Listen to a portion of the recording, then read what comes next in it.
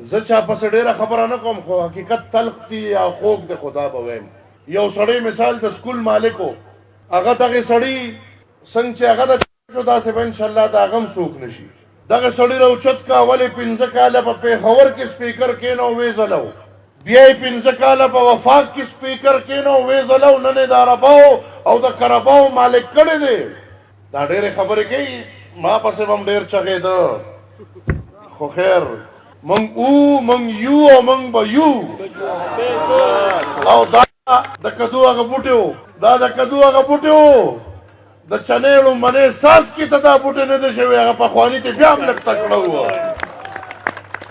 ته کو ځان ته ثوابیوال وې او پښتون وې نو بیمانه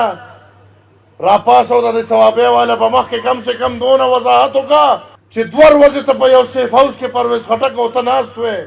او پرویز خټک پریس کانفرنس وکړو ته یې خوا ته هغه څخه مخ نیولو او ناست وې نه درنه خبره کېده او نه غلې کېناستې شوې ظالمانو دغه خپل لیډر نر خو ورته چرې هم نه شو ویلې ځکه چې د نرانو خو پکې څه شته نه خو چې یو سړی در سره دونه ښېګړو یو سړی تا د پیش نه پیشم خان کي یو سړی تا دې حد ته ورسوي نو ظالمه دا جیل څه دونه سخت کار نه دی دا جیل او دا قید او دا سختي او چې ته د ده نه شوې هغه بل صاحب چې وزیر اعلی کړی و نه هغه دواړه یو ځای شوي دي دا چک چک ګوډاګۍ هم ورسره ګرځي راګرځي